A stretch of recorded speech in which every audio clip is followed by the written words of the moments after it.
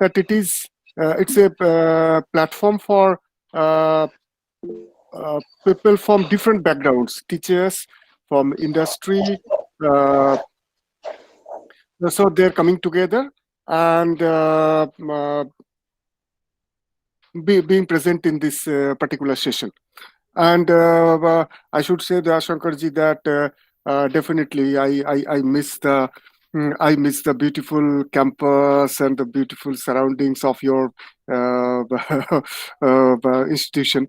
That is the bad side of this COVID-related situation.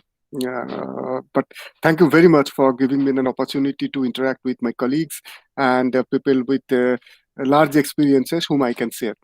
Definitely, I think from the presentation, for the nice presentation of what Dashankarji has presented before you about me, that I'm basically a man of a person who is engaged in research and teaching in basically in electronics and communication engineering and its applications.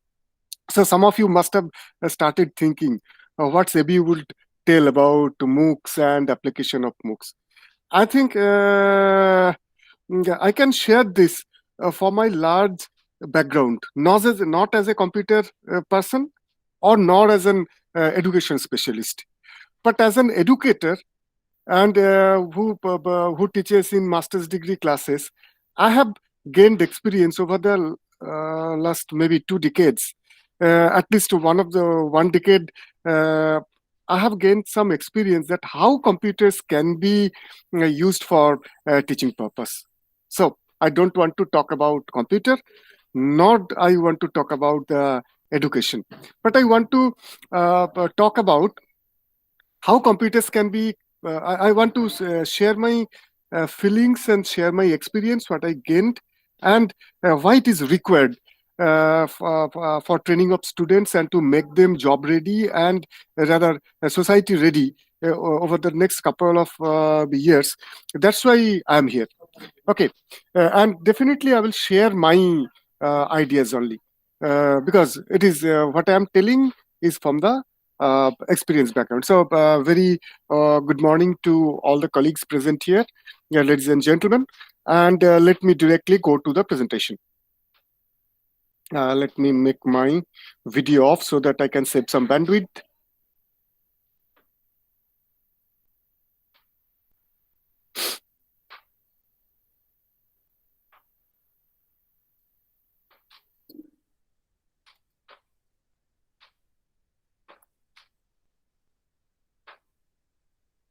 Can you see my presentation? Yes, sir. It's visible. Okay. Okay. Thank you very much. Okay. So the topic on which I want to discuss or I want to present before you, that is ICT based education. What are the potential and challenges specifically in the pandemic related academic scenario? I will more concentrate on the academic scenario, and that's my job.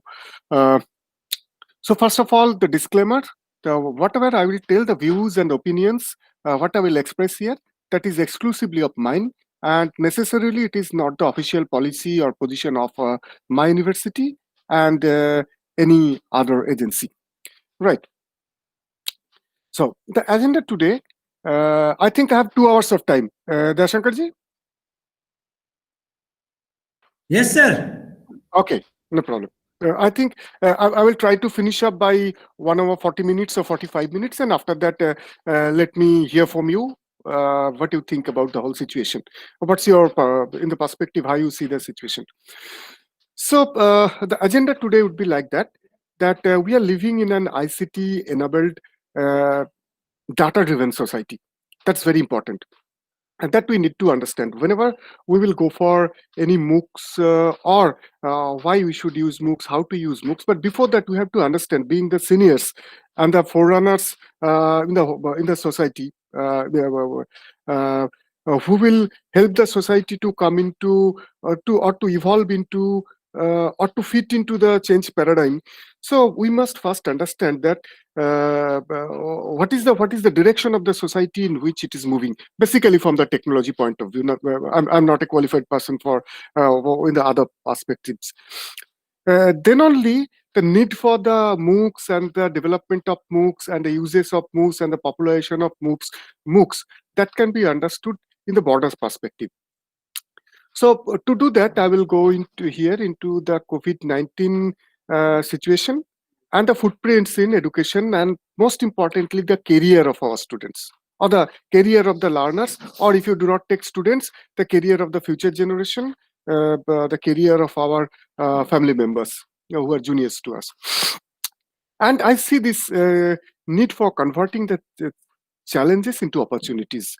So we are definitely we are faced with some challenges, and we have to convert them into opportunities. And I see the MOOCs as one of the ways or means to convert the challenges into opportunities. That's why we need MOOCs more importantly in the current situation. Earlier we needed all these things. We have started discussion. I can recall nearly 1 hour before I had delivered a lecture in the same physically, then to Professor Dasgupta Center. And that was a physical meeting. At that time, what I wanted to present that well, it is needed how we can participate and from where we can get the materials, how we can develop the materials, etc., etc.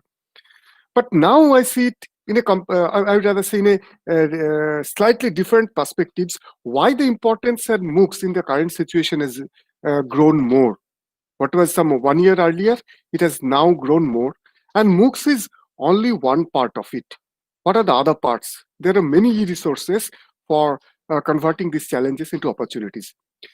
And I will try to touch upon the security issues just a bit, because whenever we will be talking about MOOCs, security is a major issue because we are now using computers and mobile phones more and more. Some 1 year ago, mostly for the education purpose, we have not used that much. So we are more dependent now on use of computers. So we have to be very careful about the securities. I'll just touch upon because it's not the not scope is there to discuss in a large extent. Next, another important point, what I think I should touch upon, that is the new hardware devices. What are the new hardware devices? They are available, very low cost. Looking into the perspective of our society, Indian society, until and unless we have got a low cost solution, we cannot take the advantage and take the whole scenario into a large number of people. So what are the different types of new hardware devices? At least one device I will try to discuss and mention others, and how they can help us in exploring the possibilities. And finally, I would like to have your views and suggestion on the whole presentation. Okay, so if you look back maybe some 5-6 years, we could see different government efforts and initiatives about more penetration of the digital scenarios into the society, be it in financial sector. I know more and more people now use online bankings. More and more people now use apps for making payments. So what was not there for maybe 5 years before, and that is the case. It should be like that. So it was. They also the efforts also have been started in case of education. And we have seen Digital India Week. It's a long term, but I just want to recall that it happened.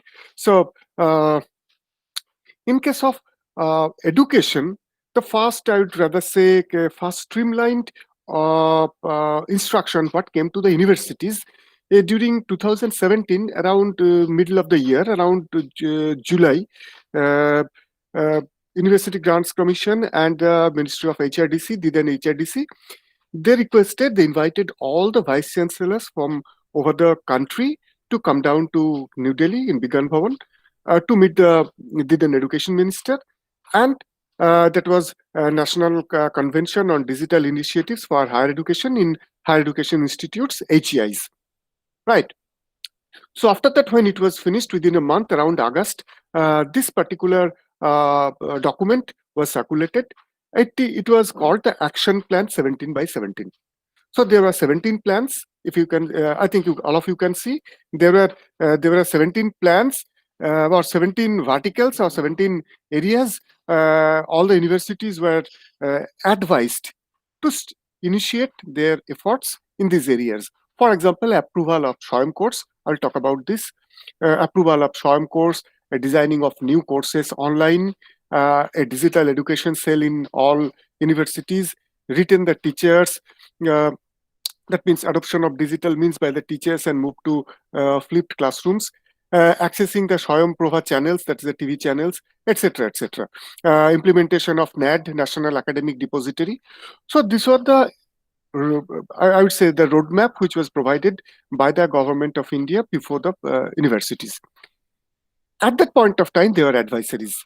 But when the next invitation came in 2018, I was associated with the whole process for creating the document and creating the presentation for our vice chancellor, sir. So I know all the documents. I've seen the documents very closely. So at in 2018, along with the invitation, there was a document when it was told that while coming down to the university, you should present such and such minutes with such and such slides, which will cover. They wanted binary answers. Have you started? So, have you started SWAYAM courses? Have your faculty members initiated new courses online? And they had to give binary answers, yes or no. So you can very well understand the whole scenario evolved from an advisory moving towards more participating, and afterwards we see some mandatory things. For example, in the next part, when the credit transfer framework 2019 it was developed, it came out, it was there that 20% of all the available credits or the admissible credits for a course, a student can take 20% can take 20% of their courses from SWAYAM platform.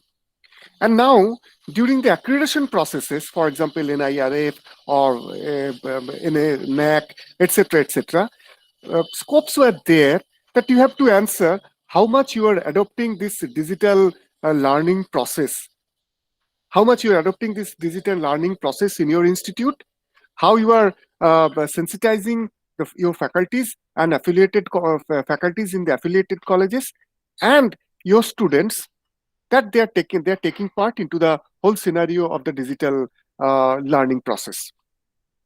Okay, so one has to answer. I can recall one question. What is your plan to accommodate your students in a 24/7 learning process? So for a small college, a small affiliated college with a very limited number of faculty members in a very distant place. So if I put before them the question in a very general way, the straight question, can you make your students a 24/7 knowledge partner? So I think it would hear something funny. How a small college can remain even open after maybe the college hours, maybe 5 p.m. How they can remain open so that students can come and interact. Okay, so the answer is obvious. You can very well understand. The answer, the question was not framed in this way that it is a physical system. How we are utilizing the virtual system, the e-learning process, and the e-based system, and how we are accommodating our students into this, or how we are training our students so that they can take part into this and they can get the courseware which is available in the online domain, what we have taught them, or how they can access the courses what the faculty members of a particular college has developed and uploaded it into some repository, maybe into their website, maybe into their Google Drive, or maybe into a more structured learning management system, what we call the LMS. So if we can do that and tell our students, so the student can download and utilize the materials, and so we are making them 24/7 knowledge partner. Okay. So my point is, over the last couple of years, maybe from 17 to 20, now we are nearly 3.5 hours since this document. Over the last 3.5 hours, we have seen a large shift in paradigm, so that on one hand, the regulatory authorities, the regulatory bodies, the advisory bodies, they are telling us, the educators, the educational institutions, to roll into such a blended type of learning process. On the other hand, the current job market, the career opportunities, and as a whole, the society is moving towards a more digitally oriented direction. So when the society is more moving towards a digitally oriented direction, so our students, or we also, we have to orient ourselves so that we can fit in into the changing paradigm. That's the second need. First need, there are mandatory or advisories from our regulatory authorities.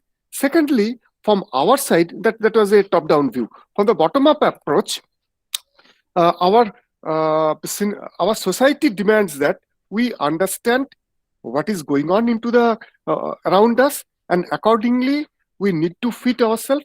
For example, take the case of the instead of going into a physical say workshop, we are taking an online workshop.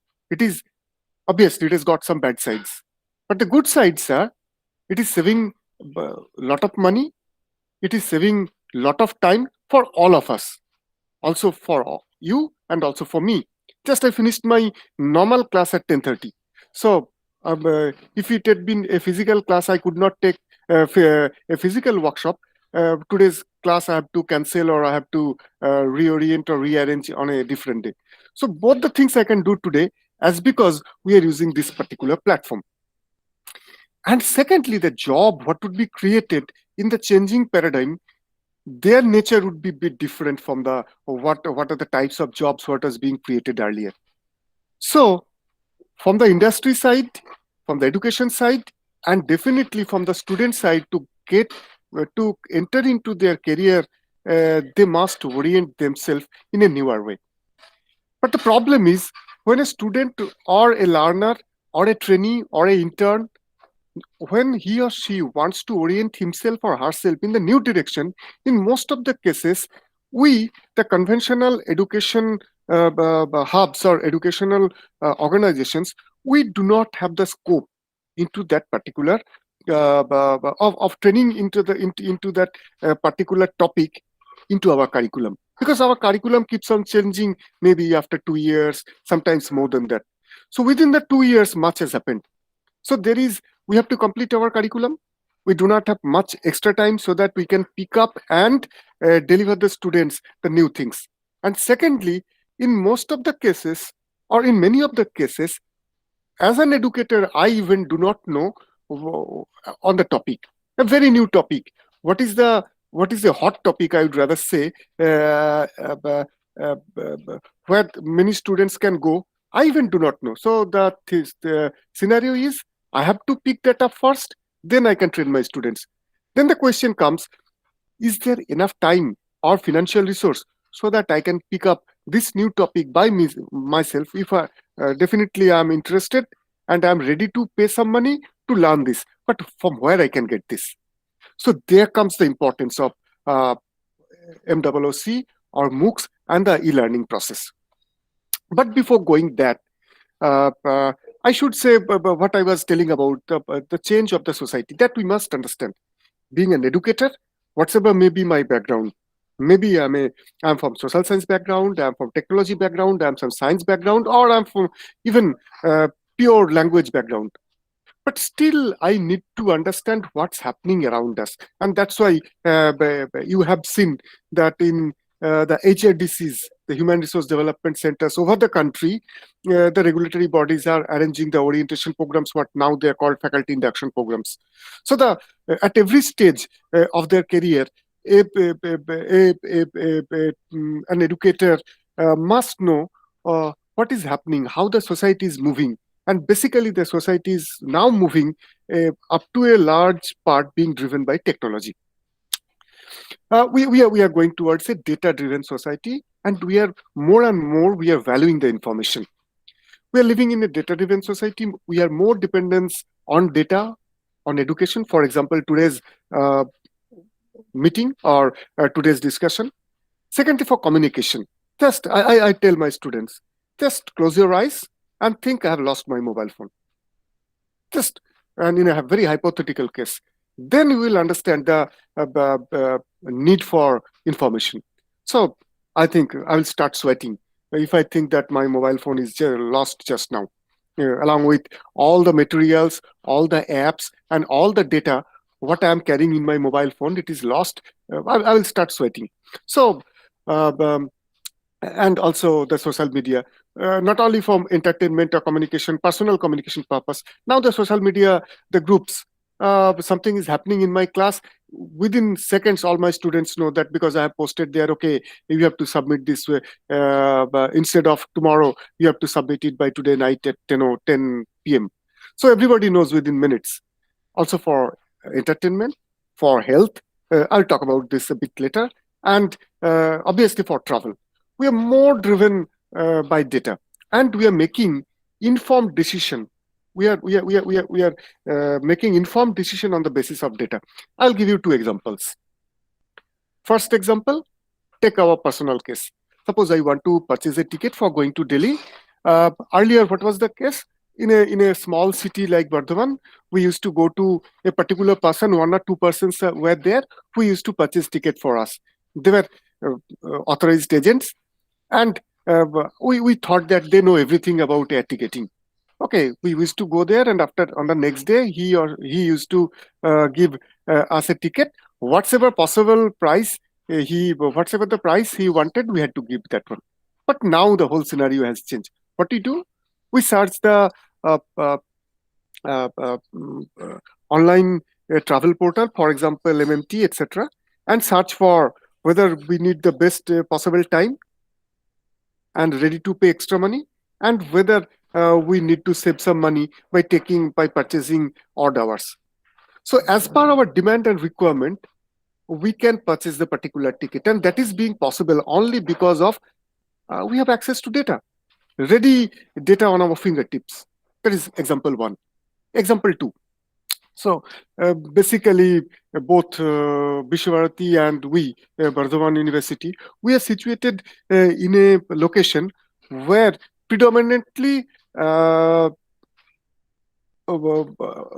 number of people are associated with agriculture. So suppose a particular farmer, he is growing wheat in a particular piece of land. So if you ask him, or I ask him, okay, why are you growing wheat in the piece of land? Why? He would answer. I know many of the farmers, or he would answer. Most chances there, because I am growing wheat. My father, because my father has done for this particular piece of land into this season. Always we have grown wheat, or maybe mustard, because my father has done this, my grandfather has done this, and I'm getting quite good yield. But if the decision has been taken, he may be right that okay, it is okay. But if I, from the scientific point of view, if I want to investigate whether this particular piece of land is really suitable for wheat, I can do a few tests. For example, what is the soil quality? What is the moisture content? What is the variation of temperature in that particular region? And I'm sure that in some cases answer may come out that no, it is not suitable for wheat. It is suitable for wheat somehow, but it is more suitable for maybe potato. If particular farmer grows potato there, he would get more money out of his yield than wheat. So the thing what I want to I would rather say justify is that more informed decision making is possible because of a data driven infrastructure. So we are collecting data, cleaning, then storing the data, then we are optimizing, and finally we are analyzing it, and after analysis we have we are ready with the tool to make some informed decision. And we are always, all of us, for the first example, you can very well understand, we are accepting it. So we are living in such a society. So what are the associated issues of using computers and cell phone and mobile phones in a digital world? From the education point of view, what are the associated issues? The associated issues are how efficiently we are using them. Really, do we, me included, when I'm telling you I'm a part of you, so me included, really are we using them for education purpose? Well, in my university, if I ask just now, right now, how many number of computers are there in our university, official computer, not the personal ones. So it will be, my guess is it would be around 1500, like that. So 1500 on an average multiplied by 30,000. So you can very well forget about the software at this point. So you can very well understand how much for the computers, how much government has spent from the taxpayers money. So all of us use computers for different purpose, all of us. Somebody from research, somebody for making keeping data, somebody for processing data, somebody for administrative purpose, some of us for a little about for the real education, for teaching the students and to make them learn. But you can very well understand when I ask myself, the answer, yeah, I get the answer that no, I'm not doing completely online education, for which up to a large part of this hardware cost has been given to me. We need to go much, the usage should increase, so that I tell my students, all the learners, to use computers more to learn. Okay. So this is the next point. Another important point is how relevant is the technology for a society like ours.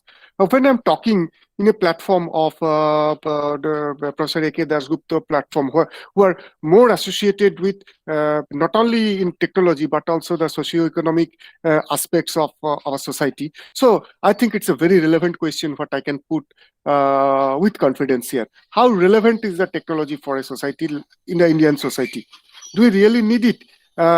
Is the priority correct? I think we can start it. We can start arguing, and both the sides have their own plus and minuses. But I think at least the pandemic situation, the COVID-related pandemic situation, has make us learn that we like it or not, at least we have to go certain extent that we need to take advantage of the online teaching platform, and also for capacity building of the learners and capacity building of ourselves and the capacity building of the industry, so that we remain current, we can improve our students, and the industry can compete with the global progress. Okay. Now, just let me touch a bit why I see the COVID related situation in a different way. What was not there earlier till say February this year. So the issues are the contactless classes, which is very difficult. At least I miss the warmth of the classes, the warmth of my, I mean, where I sit, my laboratory. It's full of activities. Also, the students, when I interact with my students, how do you like it? They told, no, sir, it's not that good. Uh, Obviously, I'm feeling, you can very well understand that the students, they are missing the warmth of their fellow students, their friends, and also the chance to interact whenever they require.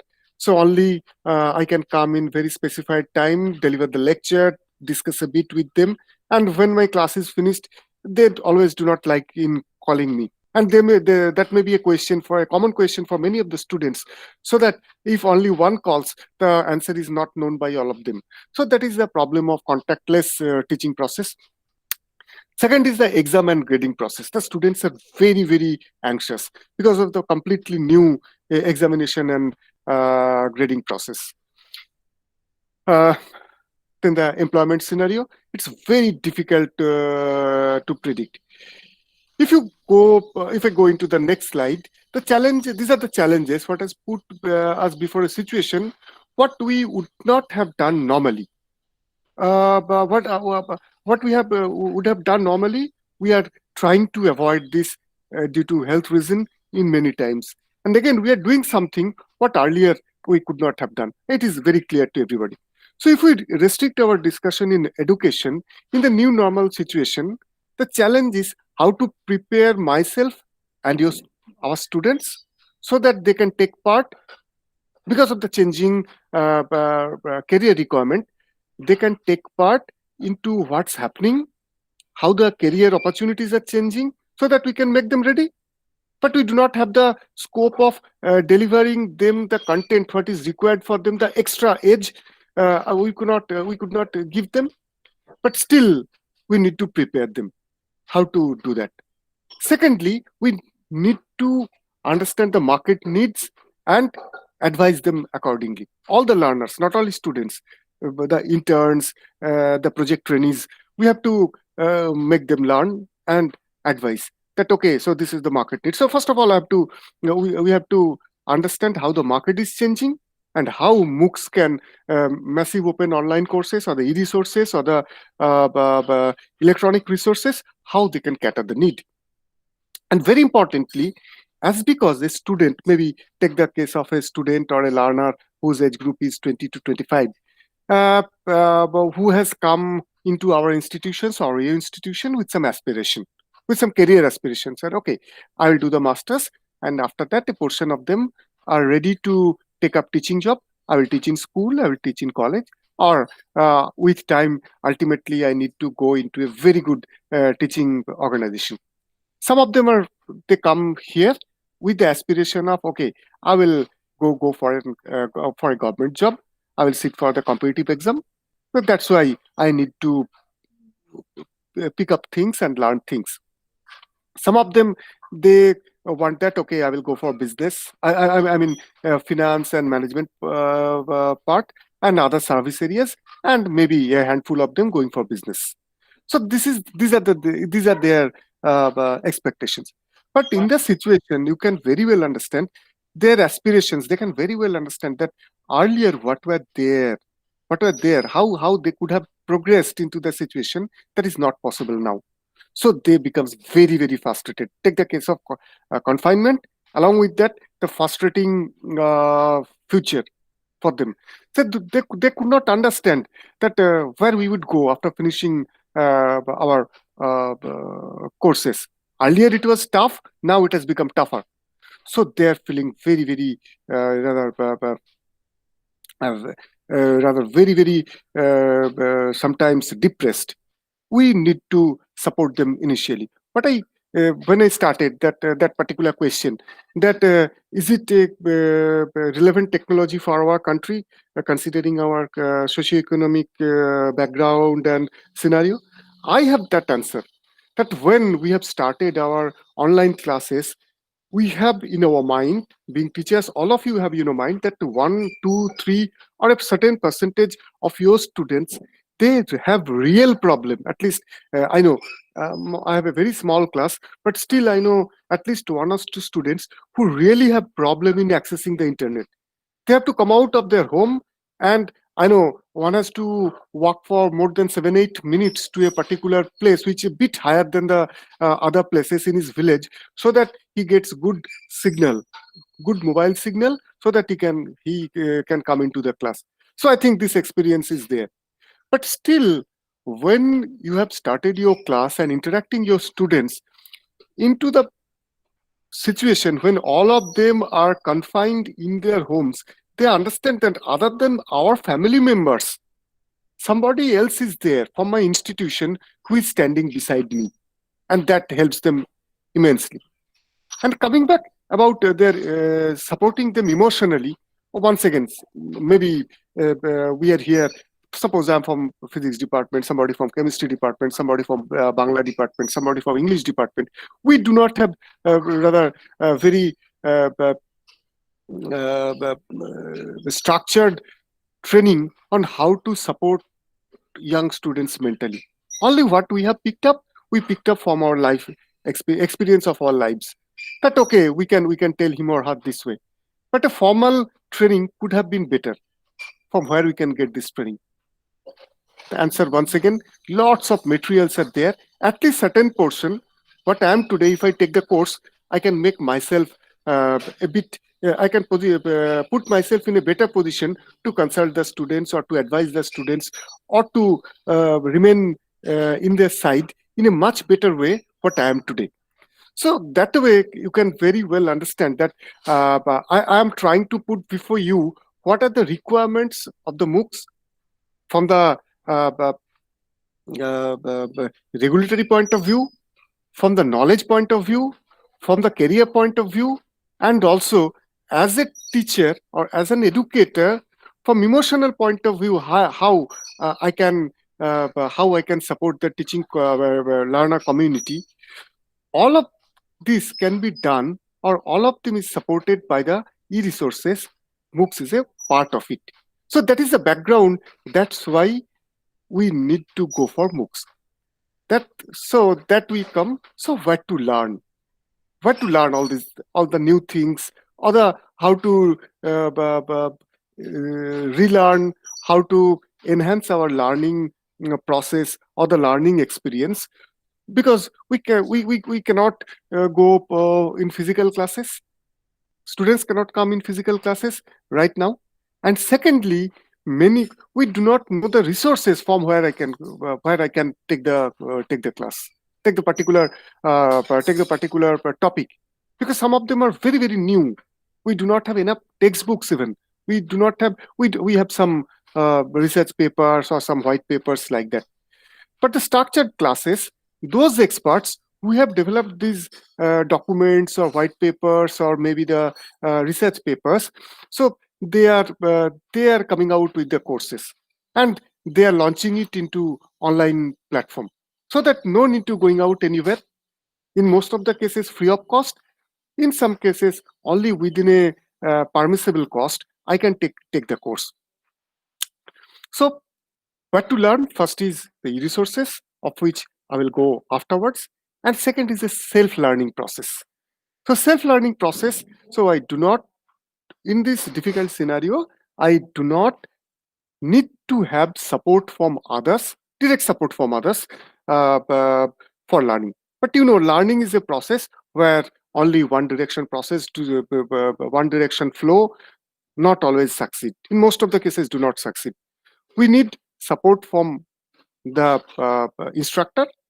Suppose I have some question, I can answer, and I can put it before him or her and get the answer. Number one. Number two, students when they discuss, or the learners when they discuss among themselves, but they solve many problems themselves. Suppose part A is well understood by X, part B is well understood by Y, part C is well understood by Z. So when XYZ sits together, suppose A cannot understand part C, so Z would make him or her learn that part. So this way also helps. So some community interaction, learning community interaction always is good for the learning process. It is included in the modern day MOOCs. Right. Okay. So I see this. I have placed before you the challenges. What's are there? The COVID situation would pass, obviously, with footprints in all spheres of life, including education and job opportunities. Okay, obviously, education and the job opportunities, they are very interlinked to each other, right? So, if the job opportunities are to be grabbed properly by the learners, they have to be properly educated. And secondly, as because the job opportunities are changing, I have to understand the market, or I have to understand the what's happening worldwide. To understand this, I need to take some courses. As because it's a difficult situation, I cannot take physical classes, and in many of the cases, we do not have enough opportunity to deliver or to get this particular type of courses. E-resources are the only way out. So we can use this hard time to enhance our and our learners' knowledge base and skill sets which are required. You can see this way, or when I talk with my students, that you do not have to come down to the institute. So you are saving every day. You are saving let us take 40 minutes on the low side, 30 to 40 minutes per day for coming down to here and going back. So 40 40, let us take it 30 30 30, 1 hour. So over 7 days you are saving 7 hours. So among the 7 hours you can spend 2 hours for enhancing one of your skill sets. You fix up that, okay, out of the 7 hours what I have rather saved, out of the 7 hours, 2 to 3 hours per week I will invest into mm, uh, communication, maybe English communication, improving my English communication. But that is very essential for any type of job now. Whatever I have learned, I know my students, it's a very I've written it once again here. I know many students uh, coming from a very maybe rural, semi-rural, or even city backgrounds, that they have not obtained enough opportunity to improve their English communication skill, both in writing and verbal. But when they face interviews, all interviews are verbal, so they have to communicate whatever they know verbally, and that creates problem for a large number of students. And being associated with the IIPC and the career guidance cell, I came across many employers. We organized career fairs. After completing it, when we interact with the employers who have come down to our place for that, so when I asked about what is your experience about our students, and they tell, sir, in many cases we are getting very good students. When I'm talking with them in Bangla, they're very fluent and they can communicate what are their strengths. But when I'm telling that particular student that tell it in English, because you have to come into our organization, which is an English speaking organization, because we serve clients over the country, so then he or she becomes very very shaky. So that is so sir, you must take proper care so that the communication skill of your students also that is enhanced. Also we have found that the communication skill of our students, even in Bengali, sometimes it's lacking, or in Hindi it is lacking. It's not their fault, because we have not made them learn this thing. Our curriculum, in most of the cases, do not contain enhancing our skill sets, our student skill set. But we expect that our students will be very good in communication. How that can come? Either we have to train them, we have to give them certain platform.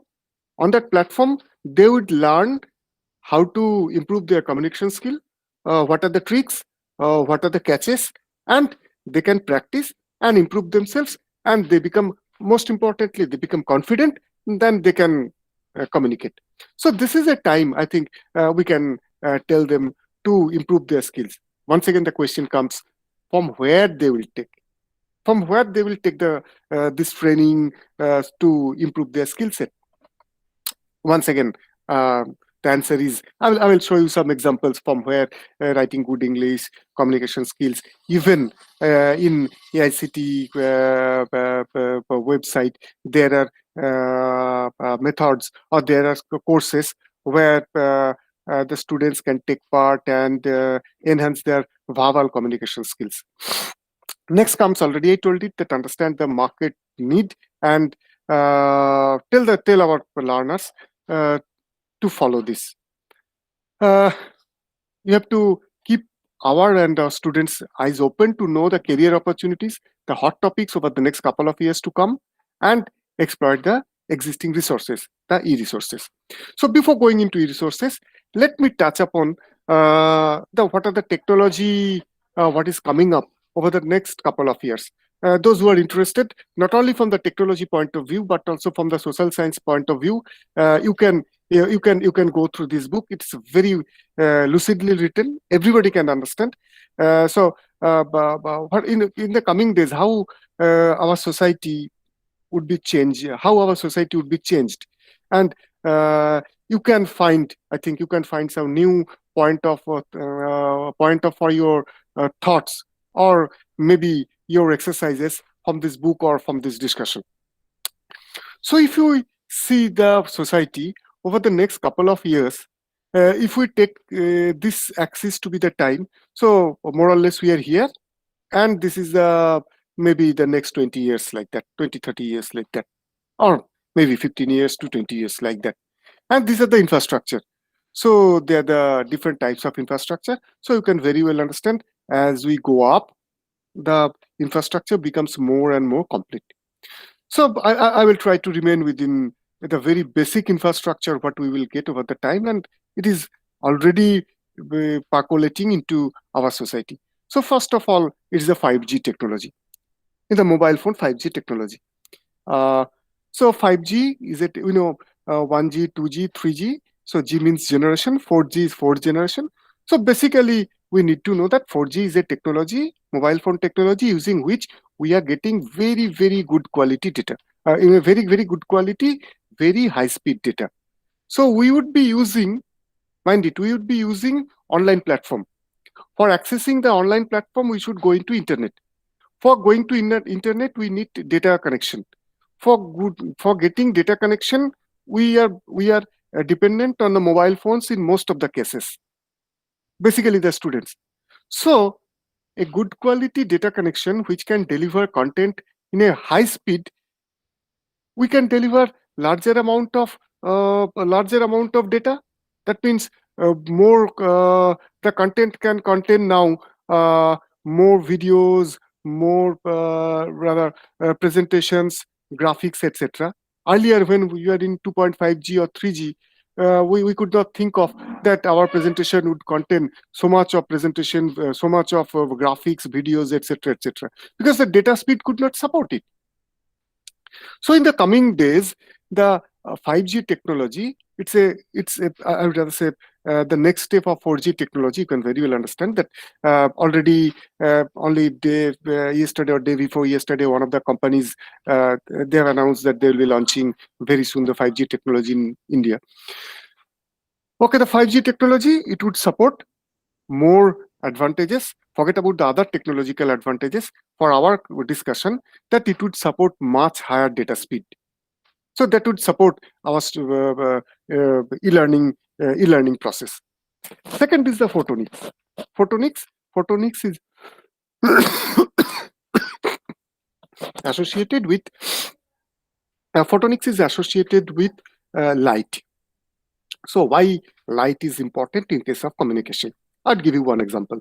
I think most of the participants here are from either education or from mostly education background, or maybe industry background, and maybe one or two students, I do not know, are there. But those who have a broadband connection now in your homes or in your offices or in your colleges, you can think, you will think that when providing your broadband connection by your cable operator or the mobile phone or the broadband service provider, earlier, some 2 3 years ago, they used to provide us a cable, a thick black cable, which used to contain an wire, and copper wire, a metal wire in the center. I think you have seen, or you have seen if, the cut portion, what was left after when they finished their jobs.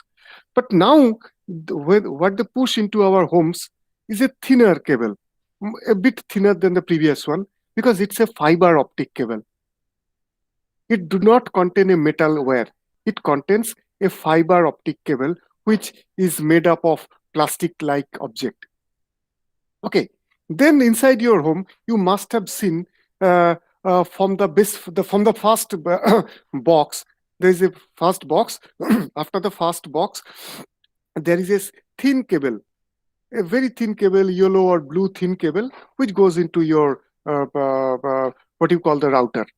Okay, so well, let me draw a small diagram which would help you to understand.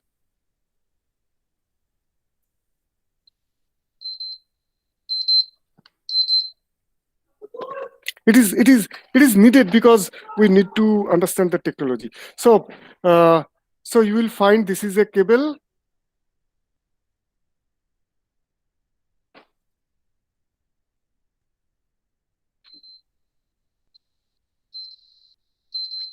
Just a minute. Just let me take one call.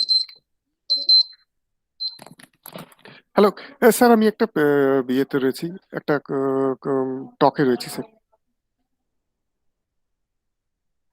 হ্যাঁ, আমার sir একটাই শেষ হবে, একটাতে আমি করবো sir.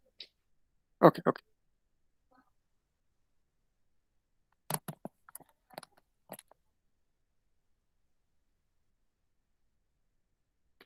okay. So and, I think you can see my screen now. Okay, it's a whiteboard. So you would see, so outside your home there is a cable, so home or office. So into the home or office, if we look it inside, there is a smaller thin cable which is going towards this particular device, what we call the router. Okay, so antennas are there. So this cable is a optical fiber. Once again, this cable is an optical fiber. So optical fiber, previously, what was the case? Previously, we used to see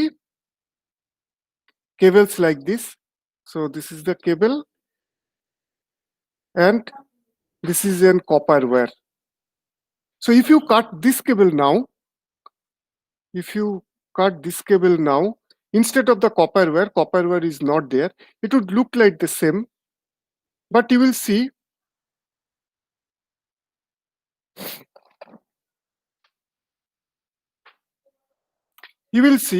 the central, if you call it a wire, the color is white and it is plastic like, and this was metal, generally copper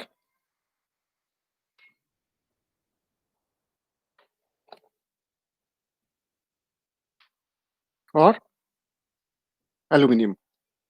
What we see in our normal daily life, our electrical cables.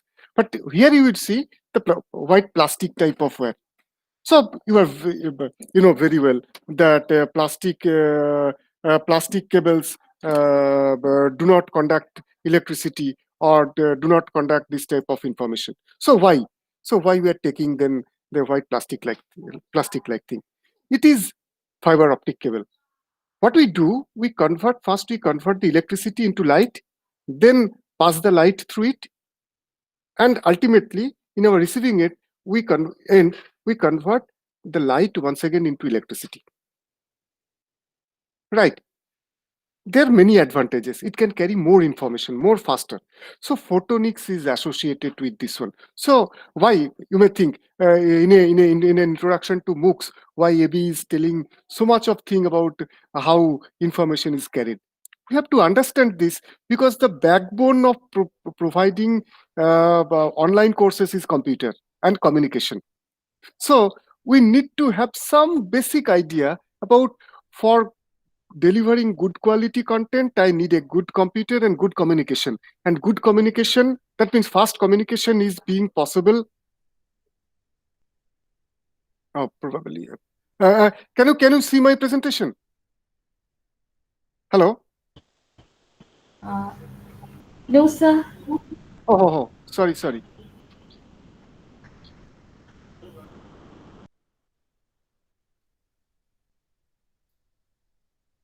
Now I think you can see. Hello? Yes, sir. Yeah, It's yeah, visible. yes, yes. So I've come back here. So as the backbone of the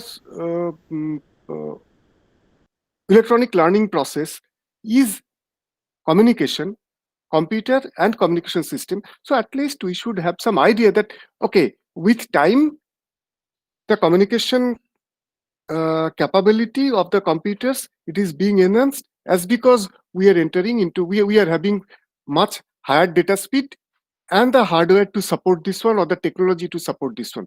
So the other part, it is very important, the quantum technology. The quantum technology, that is the processing speed, it is associated with the processing speed of computers. So processing speed of the computers would enhance. And finally, the energy harvesting. Energy harvesting, that we can we store energy, and can we send the excess energy from one place to the other place where energy is deficient. So all the things if you think in a bit wider perspectives, they are needed as the backbone or the platform. If this succeeds, more and more good quality of e-resources can be delivered. Otherwise, if I have been here at this point of time, we are living in 2G. We do not have fiber optic backbone or fiber optic communication system. We do not have good computers which can process fast or work fast, and we do not have enough energy to run them. It was not possible. However good our MOOCs are, however good our e-contents are, we could not have efficiently delivered them to the stakeholders.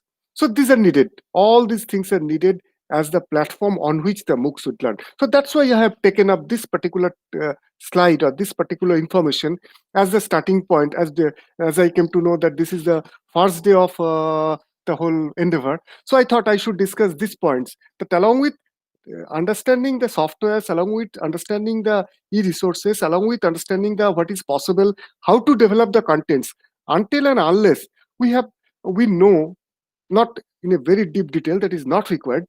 We only want to know that okay, we have got good computers which can process fast. So in my presentation I can accommodate something, or in my course content I can accommodate something for which very high speed, or high speed if not very high speed processing is required. That is possible.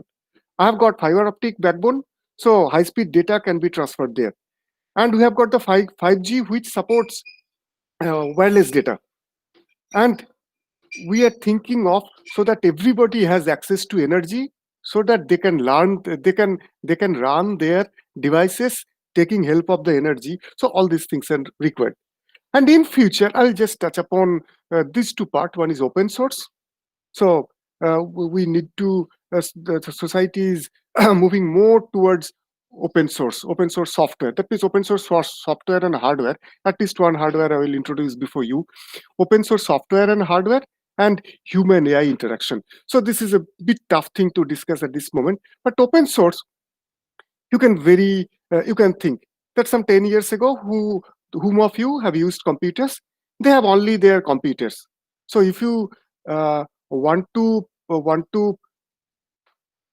develop a software, you have to learn a computer language. Then only you could have develop your own software and run it. Or you have to tell somebody that I need a software. He or she could have developed the software for you. You pay for that and then use the software. But if you take the example of the mobile phone, you have seen the scenario has changed every other day. So you go to Google Play Store and you will find that you type anything financial, or you type travel, and you will find lots and lots and lots and lots of apps, and they're very cheap, or most of the cases they're free of cost. So how this is possible? Who is developing so much of software and giving it to you at very low cost? There are lots of developers who are computer people or software people. They are developing it for you. How they're developing? Because now they are equipped with open source resources. The open source resources are free to download and use for them. Say download, they start learning, and after learning they develop their own app and put it into Google Play Store, so that কারোর ভুল হয়নি, তোমার ভুল হয়েছে। এগ্রিকালচারের লোক নেই এরা। hello লোককে hello দেখাবে মানুষের পুঁত জ্বালাবার সৌরভ বাবু আপনি hello মিউট করুন। সৌরভ বাবু hello তোমরা যে শিক্ষিত চাকরি hello সেটা কেউ জানে না। hello বাড়ির ব্যাপক ফুল। আমি একবার শীতকালে আদ্যাপীঠের পাশে স্যার কন্টিনিউ করুন, আমি করে দিচ্ছি। একটু kindly করুন। বাড়ি দেখা So, যাচ্ছে। because of this open হ্যাঁ, source, এইটা। now so Yes. many people can develop their own softwares and put it into some platform from where the users can download it, and afterwards if the software becomes popular they can earn. So the advantage is, a particular person who wants to be into this business, he or she now do not need an office, a big office, or say few people. So hiring a space, getting electricity, then getting rather business licenses, etc., etc. What they need: a good computer and his brain. So sitting in his home, maybe in from his kitchen or bedroom, he or she can download the basic open source platform and start developing the softwares there. And after that, when it is finished, after checking, they can. So the name is Android Studio. Android Studio, anybody can download and start developing apps. And if they can develop good apps, so it's market driven. So if you can if you can develop good apps only, then there would be takers. And after the beta version, that means testing version, they can charge it. And as because they do not have any overhead cost, they can sell it in a very low price, maybe 150 rupees, 250 rupees. And if the number, as because he or she is launching it in a global platform. So if there are, let us take 1,000 customers, so 1,000 into 150, without spending any extra money, he or she is earning this one. So this is a different type of model. That model, it is being succeeded. So earlier we discussed that what are open source softwares, what are the advantages, etc., from security point of view, etc.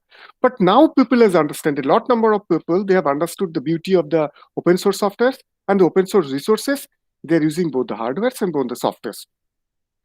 So I cannot restrict in raising the points associated with this one. That is, these technologies are making our lives easier, safer. We are more connected. We have more informed decision making, but the issues are privacy and security. Okay. So as because when we are getting connected, we have an address, a virtual address, an electronic address. Sometimes some of you may have known the term IP address, Internet Protocol address. So my computer is designated by an address x.y.z.a. Okay, so that is known to everybody. So what are the traffics, or what are the sites x.y.z.a? That means me is going. We are seeing which websites. What are the types of traffic we are generating? What is the volume? At what time we are generating? All these types of things are being logged somewhere. So it may be a breach of privacy. And again, security, of which I will touch upon later. And a very important question, will the computers, with the help of human AI interaction and so much of technologies, will they be smarter than us using their artificial intelligence? I would love to hear your views here. Okay, just I will now touch upon what are the latest technologies or the trends in the market. First of them is the Internet of Things, because we need to understand what's happening there. What are these things? Maybe the rather impetus, or these are the areas where we may work, or where accordingly we may start generating our new resources, or the infrastructure we can use for using our e-learning processes. Okay, so first is Internet of Things, connected devices. Previously internet used to mean only internet connected computers. Now I quote things, unquote. The things means anything, any electronic device with an electronic address, what I told earlier. That may be my fridge, maybe my light. Many of you may have seen, now we have got smart lights. Smart lights means it is connected into the internet, right? It is connected into the Wi-Fi network of my house, and using an app or using Alexa device, I can tell, okay, make the light bright. The light becomes bright. Okay, Alexa, make the light bright. Or using an app, I can make that one on or off. So it is connected to the internet, number one. It is connected to the Wi-Fi. Using the Wi-Fi, using my mobile, I am making that one on or off. Now take it a bit extended. Suppose in that particular light bulb, some sensor is there which can see. That means a camera. And I'm connected in the Wi-Fi, and my Wi-Fi is connected to the internet. Now you can very well understand how that device can be used for tapping my information in the bad side, and in the good side, how I can use this type of devices for making video lectures for my students. Okay, a camera may be a solution, but I'm giving an extended idea. So Internet of Things, it is coming up fast. So lots of things, they are interconnected. Lots of things are interconnected, and obviously your computer is interconnected. It's obviously we do not take network of computers as a part of IoT. IoT must be or should be a device with internet address and some sensing capability. So that is a market trend now. Internet of Things, every day you will find more and more applications are coming up. Even in India, we have seen some pilot projects. For example, in Haryana, one project is there. In my last course, one expert who has implemented it in Haryana, he was there. So what they have done, they have created all the homes, the electric meters, they are smart meters. So they have got their own addresses. And all the cables, electric cables, they also carry internet signal, that means electrical signal, along with the normal electricity power to the control center or to the hubs, nearest hubs, so that everything is measured. At what time, what is my load? That means how many, if I, in the, say, during the evening, during summer in my house, at least 3 tube lights and 3 fans run, right? One refrigerator, one television, one computer. So this is the load that get reduced in the morning. So what happens if I can collect this data over years, not for not for bad intention, for good intention.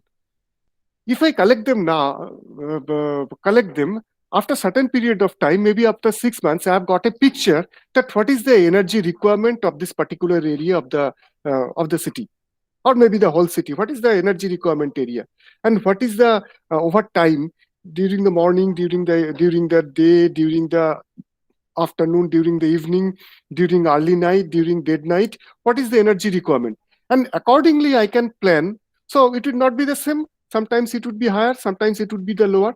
Accordingly I can plan the tariff. So generally, what is a low tariff time? If somebody uses more electricity there, he or she would get some discounts. And during the peak time, if I use electricity above a certain threshold level, I have to pay more, and thereby rather optimize the use of electricity. And at the same time, I can tell the industry or the agriculture sector that, okay, this times the energy load remains low. So this is the high time for running your water pumps and running your extra units, what is there in your industry. So this type of things has already been implemented. Also, this can be used for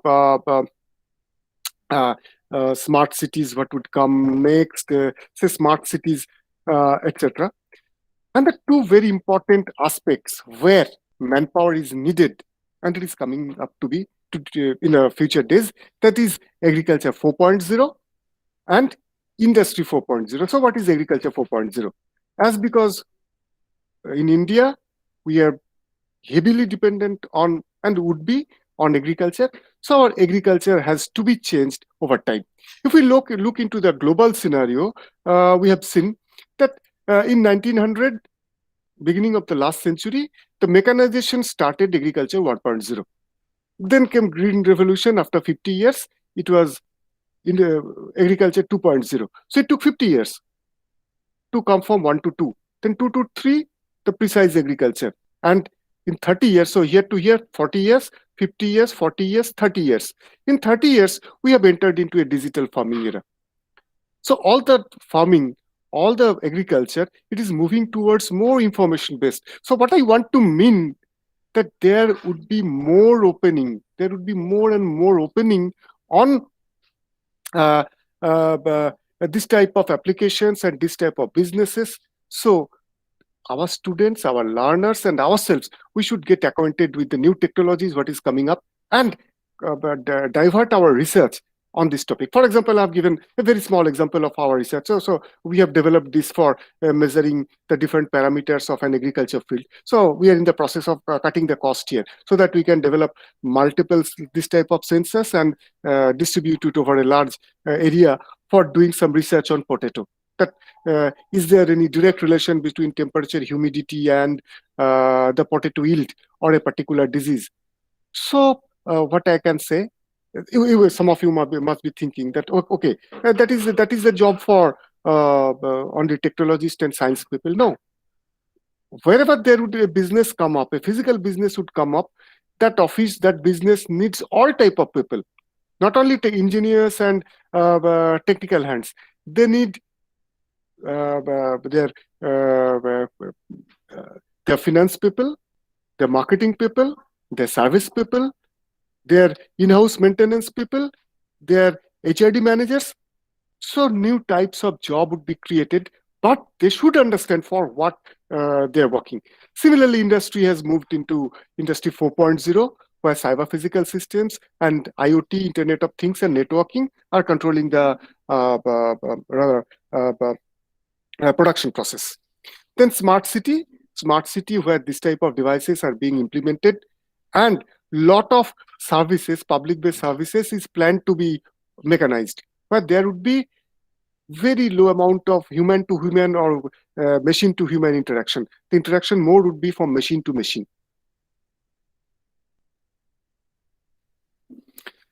Another important business is coming out to be UAV and drones. And if I merge it with the next topic, that is mobile health or M-health, if I merge them together, suppose now in a pandemic situation, we are more relying on contactless deliveries. So the delivery boy who used to get our signatures, they're not getting our signatures. They're simply taking a photograph or something like that, or getting the location that I have reached there and delivered the packets. So it's working fine. Earlier, I would have insisted, or he would have insisted that, okay, sir or madam, please sign. Otherwise, how can I tell that you have taken the you have taken the packet? But as because the technology is permitting them, they are very happy only delivering it and putting it into their apps. So you can see all the things are being integrated: the apps, the Wi-Fi connectivity, the mobile connectivity, the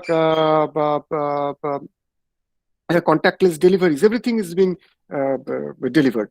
So UAVs, mostly UAVs, unmanned aerial vehicles, they're going to serve the market. Already it has started in many Middle East, Far Eastern countries, to deliver medicine, to start with. To deliver medicine, life-saving medicines, which has to be delivered very fast. If I go by, say, the normal route, it would take 20 minutes. Or maybe 30 minutes due to traffic congestion. But the medicine is required within 10 minutes to save the life. This type of solution may give us save the life.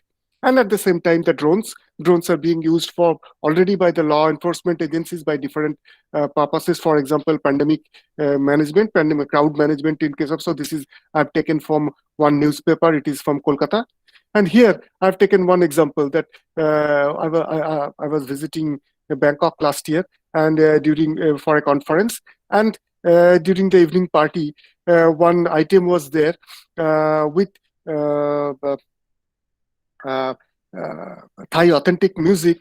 They have formed a cluster of drones. The black ones, the black spots here, or the horizontal bars, they are drones. So of the videos, I could not share the videos. So along with the music, the drones are being forming a group, going up, going down, just like they're dancing. And afterwards, when I talked with the owner, how good is business? He told me the business is flourishing. So today only have got 5 businesses. Out of that, I could only accept 3 because I do not have enough resource. Because so they have programmed the drones, and for entertainment they are using drones, and that was beautiful event what I witnessed. And also in case of mobile health, now we are consulting our family doctors over mobile phone, over video calling. And in case of distress, obviously business would be there where the healthcare givers, the doctors, the nurses, the paramedics, and the patients, they would be monitored, their locations would be monitored using mobile phones. And accordingly, steps would be taken. So still now I wanted to give you nearly 1 minute, 1 hour, 10 minutes. I wanted to give you the background because this is the first class. That's why I took nearly more than 50% time to make the background before you. Why MOOCs are related? Why they're important? Some 1 year ago, they were also important, very important. But the pandemic situation has pushed us into such a situation we could feel the need for the whole situation more intensely.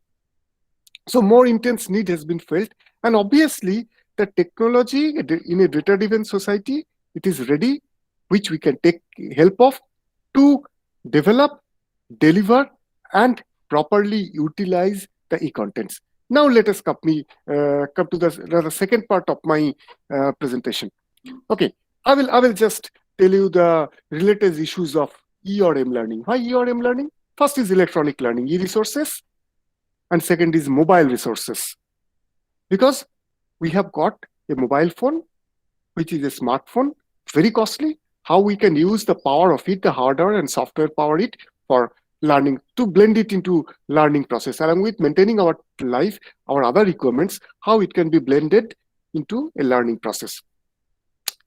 So electronic or mobile learning is already there. There are already efforts in breaking the digital divide.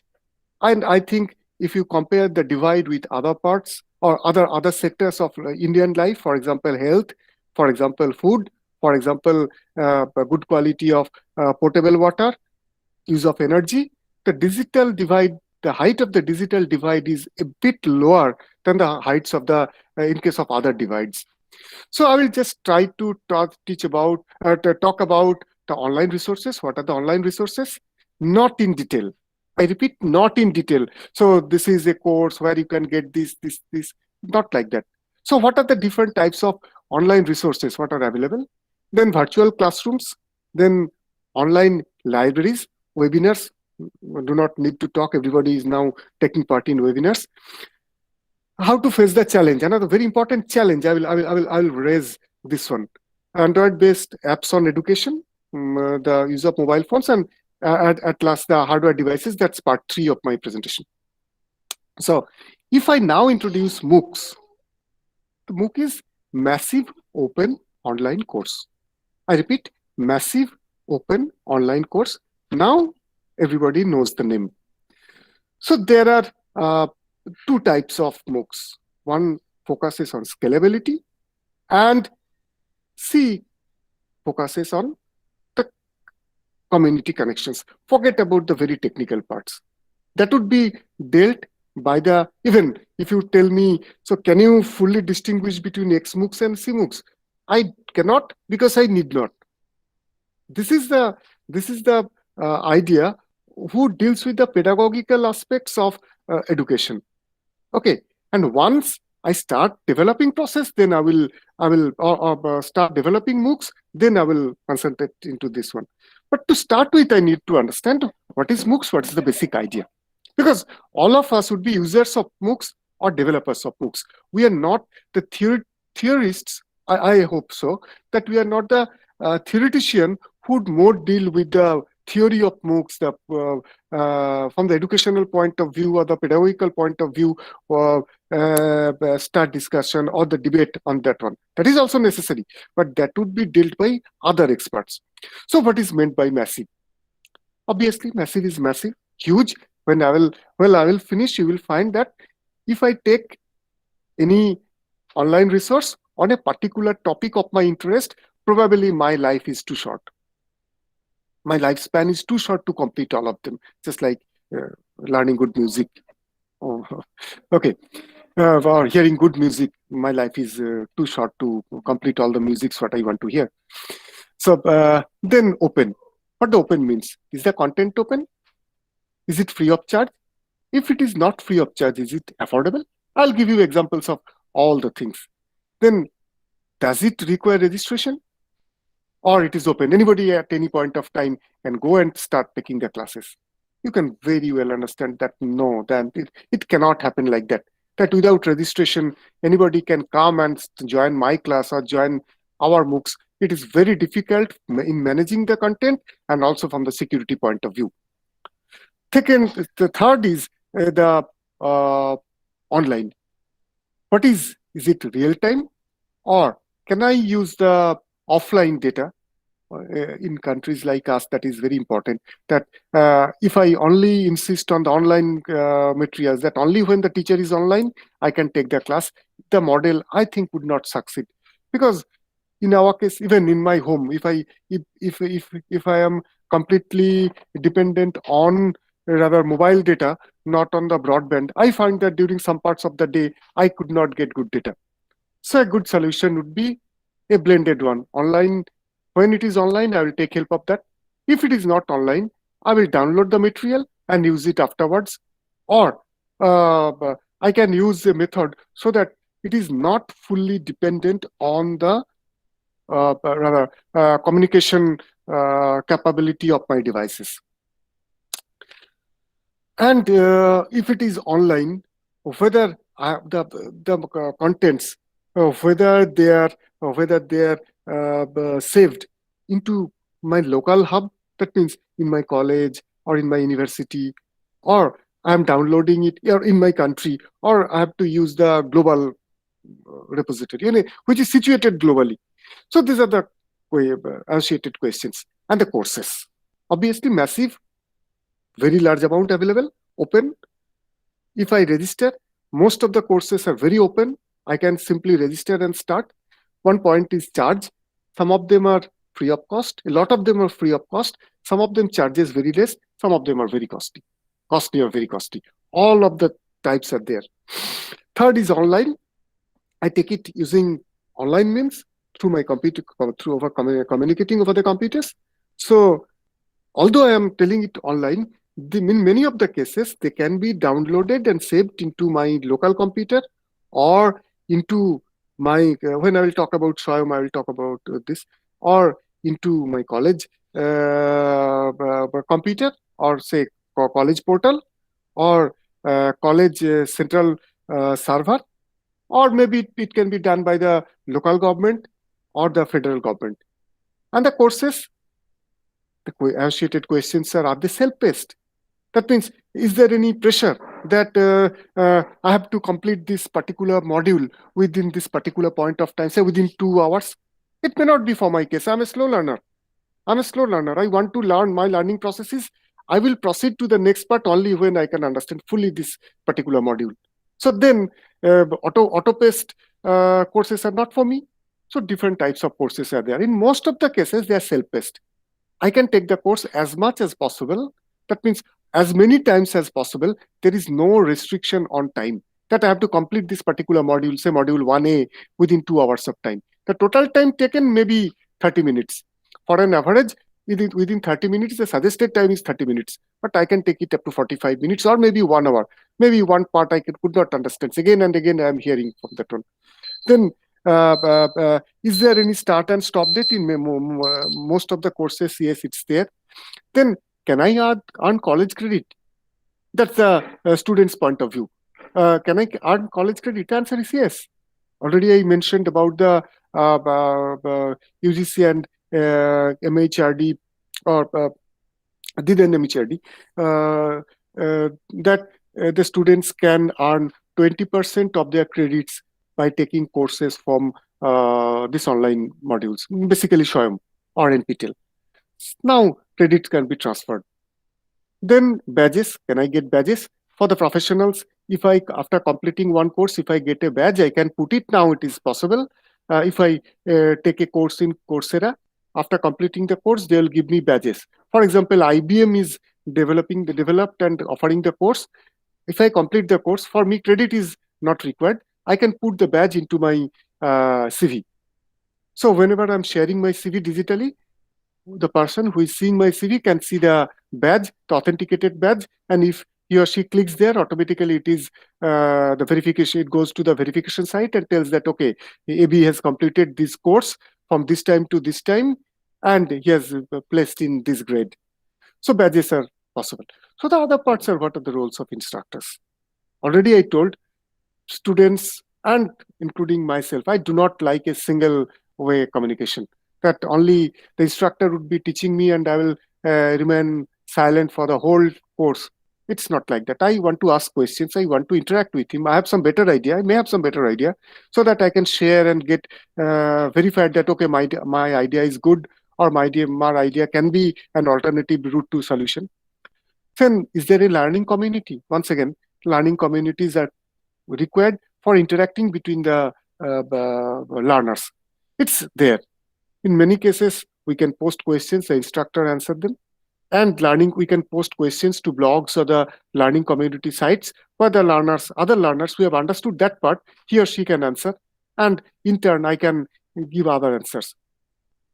Is there any assessments and feedbacks? Obviously, whenever credit or badges are associated with this one, assessments and feedbacks are there. Also, feedback is associated with the community and the role of the instructor. So instructor wants to understand that what is the feedback I'm getting, the material, what I have developed, how good the learners are learning it, how good the learners are liking it, whether if they like, what part is good, what parts they do not like, so that I can keep on changing the content, so my content will become improved. So all the things, they're associated with MOOCs. But once again, MOOCs is only a part of total e-learning resources, what I want to put before you.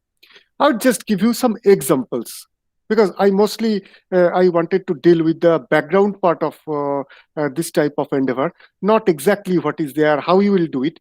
So if you go to this portal, Know Your College portal, it is developed by Government of India, Know Your College Govin. Here you will find the e-content. Okay, if you find the go there, e-content, and click there, you will find that there are many efforts.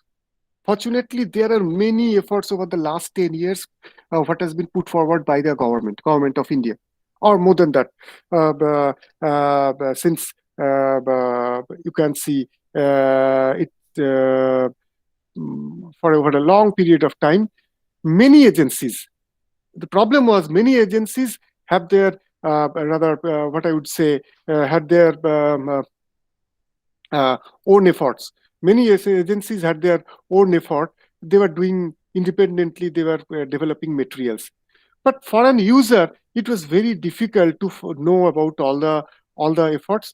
And so this is given here. So NPTEL, virtual labs, talk to teachers, etc., etc. So many efforts are there. So all of them has been collected together. And if you click any one of them, for example, if you go to NPTEL, click NPTEL. So NPTEL is National Program on Technology Enhanced Learning. Basically, it is being developed by ICT with the help of the IITs and IISCs. So IISC, not IISCs, and primarily, although it was designed for the engineering education, but afterwards, if you can see here you can see. Animal physiology, introduction to modern linguistics. So many courses are there, which is equally applicable for other streams of learning. So one student can go there, get registered, and next the registration, the course starts from a particular day. He or she can take the course online. Even some part of this can be downloaded. And earlier, I do not know, for a long time, I have not taken any course from here. One can download the content or ask for a DVD, which cost around 200 rupees. The whole course content comes in a DVD, which a student can purchase and use. And at that time, they can sit for the examination and get the credit.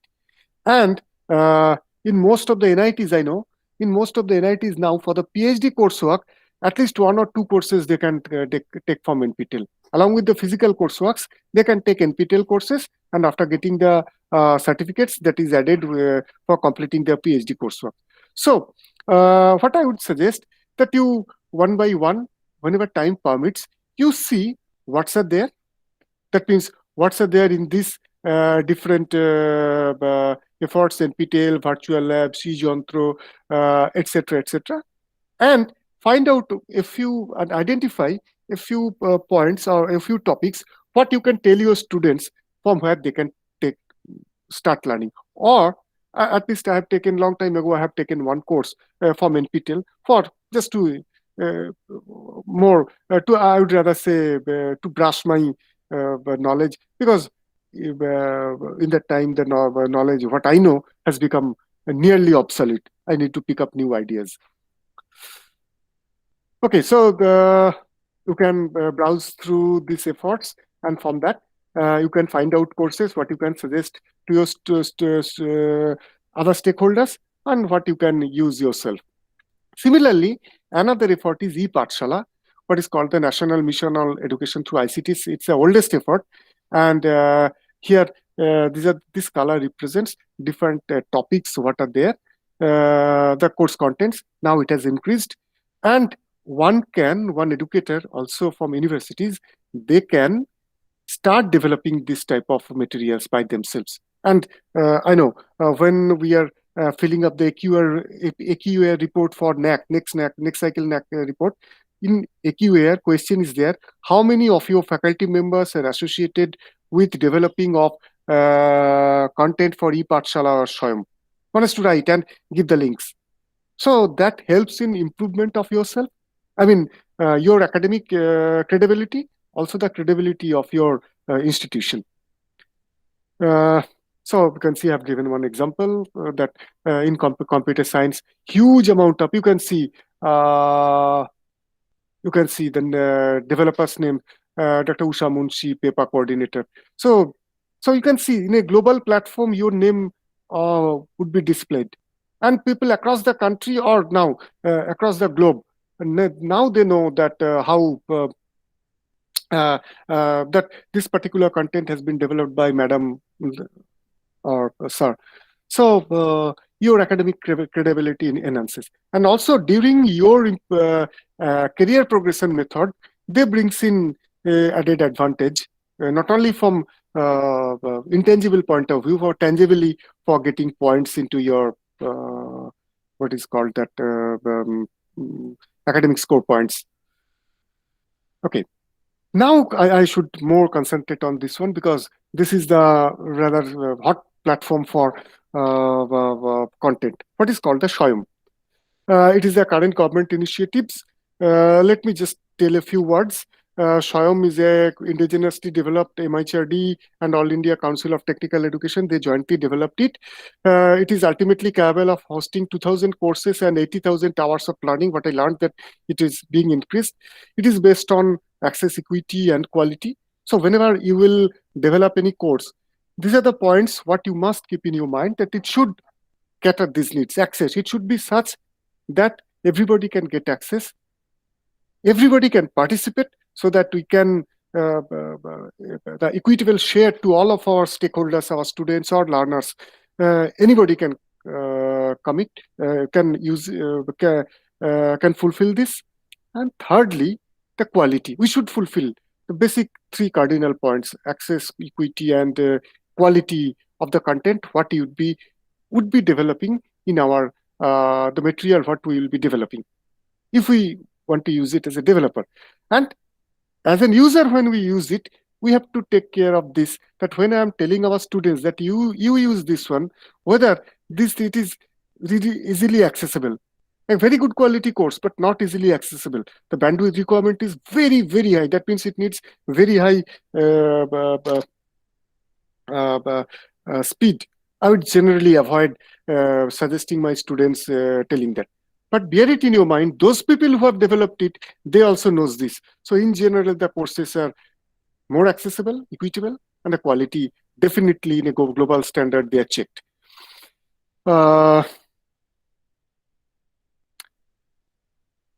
So they have got 4 quadrants: video lectures, specially prepared reading materials, safe assessment through tests and quizzes, and online discussion forums. Now, if you compare this with the slide where I have introduced you to the MOOCs, so you can see these points has been discussed, which has been taken care of Swayam. So if I go back here, you can see one has to register. After register, I have to log in, and there are the categories where the courses are there, and it is I would rather say it's a evolving process. More and more number of courses are being offered here. So one can click and see a particular course, get registered there, and start registering. In most of the cases, they are free of cost if you just want to learn. And for sitting for the examination, one has to pay little money. And the beauty is, after finishing the course, the course credit can be transferred in the final university mark sheet by the learners. So the challenge, what I tell before those who are educators here, for them, I raised this question because it came to my mind.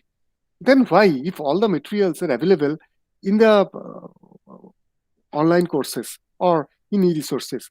So at one not so fine morning, my student may ask me, "Sir, or madam, why I should come to your class? Everything is available. I have the luxury of sitting in my home. I don't have to pay a dime for coming down to college. I don't have to carry my tiffin.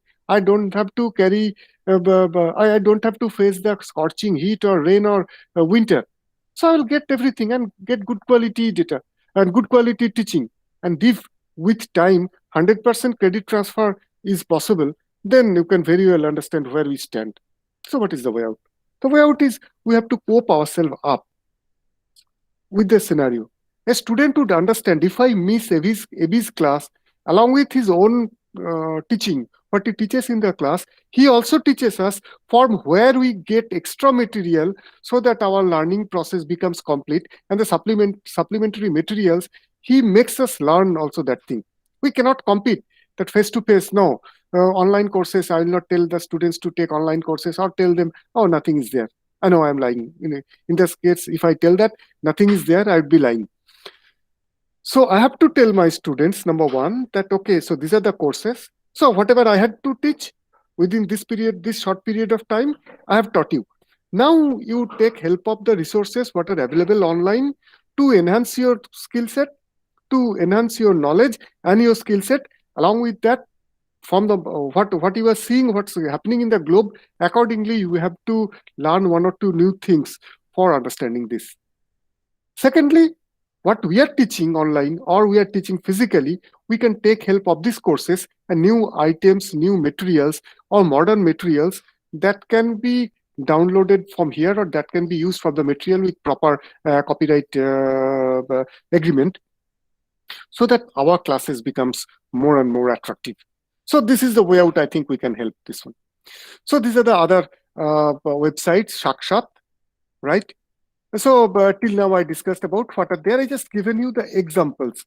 Number one, Know Your College, Swayam, which is the most popular now, the Shakshat, the e-Pathshala. Many more are there. I will not tell. Everything has been listed in one portal. And let us see a few other examples. The global market and how the business houses and the other universities are handling this challenge. So this is a platform called Coursera. I know, I think many of you know about it. Coursera is a electronic platform where a person can get courses, anything he or she likes, nearly anything. You type anything and courses are there. And the courses are being developed not by freelancer, but by best of the teachers of the best of the universities, because it's a business.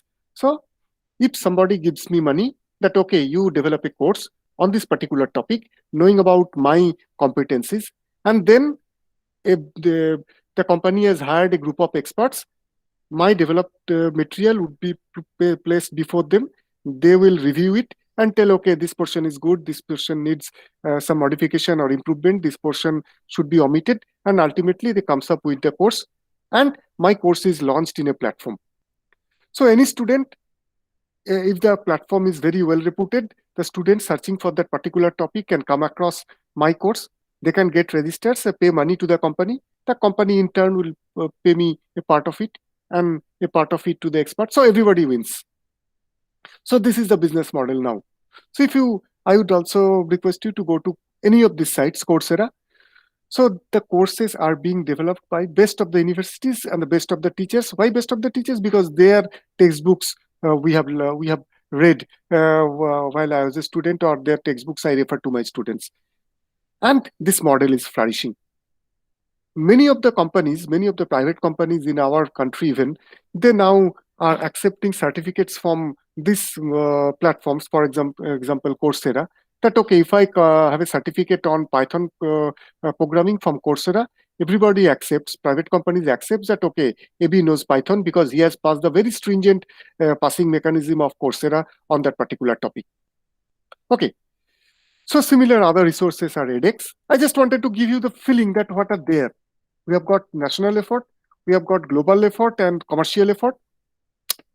I would rather suggest you to start with Udemy. Udemy, the courses are very low cost. You can see at the course cost are rupees 455.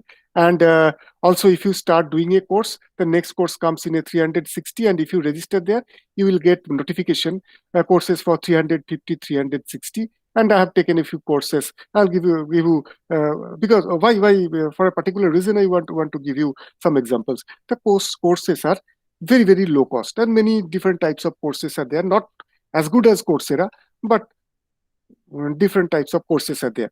I can give you example. Only this week I was taking this course, a particular course, how to integrate one hardware module with some other hardware module. Ultimately, I found from the pronunciation, it was just striking me.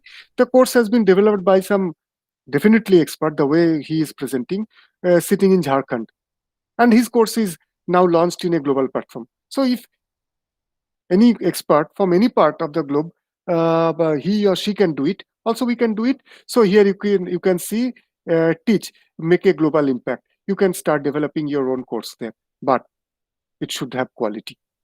It should have quality. The other cardinal points that should be, that means it should not be too loaded. It should be interesting, everything. So you can explore and develop your materials here. Similarly, all the materials, all the links, Jamia Millia University website, I have seen this, so I have taken this one. So you need not to go into every university's website and see what are the online materials there. So it is listed there. You can click and go there, and so this is a one-way gateway for this type of materials. So other such topics are for non for maybe performing arts, art, social science. So other materials are there. For example, University College of London, object-based e-resources, it's there.